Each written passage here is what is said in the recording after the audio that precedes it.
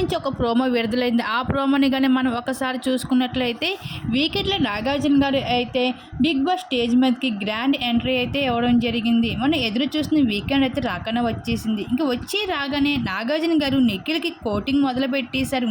నిఖిల్, నువ్వు చీప్గా ఉండి నువ్వు నీ క్లాన్స్ మాట వింటున్నావు అని అనిపించలేదా? నీ క్లాన్కి హెడ్గా మారిపోయిందా అంటూ కనిపించలేదా అంటూ నిఖిల్ని అడగగానే, లేదు సార్, అలా ఏం అనిపించలేదు. మేము ఏం చేసినా పృథ్వీ, నేను, సోనియా కలిసి చేస్తున్నాం. మేము ఒక టీం అని ఫీల్ అవుతున్నారు అంటూ నిఖిల్ తన అభిప్రాయాన్ని చెప్తే నాగార్జున గారి ముందు, వాళ్ళు మాత్రమే అనుకుంటున్నారా? మొత్తం హౌస్ మేట్స్ అంతా అనుకుంటున్నారా? నీ టీంలోకి రాలేదా అంటే అర్థం ఏమిటి? నువ్వు నీ నిర్ణయాలకి కాకుండా మరొక నిర్ణయాలు తీసుకుంటున్నావు అని నీకు అనిపించలేదా? మీ అందరికీ అనిపిస్తుందా అంటూ నిఖిల్కి ఇచ్చి పడేశారు. నిఖిల్ మాత్రం సోనియా వెన్నంటే ఉన్నాను అంటూ అప్పటికి కూడా కళ్ళు తెరుచుకోకుండా సోనియా సైడే మాట్లాడుతూ కనిపిస్తూ ఉన్నాడు. ఇంకా హౌస్ మేట్స్ అందరూ ఒక్కసారిగా నాగార్జున గారు ఆడిన మాటలకి చాలా హ్యాపీగా ఫీల్ అవుతున్నారు హౌస్ మేట్స్ అందరూ కూడా.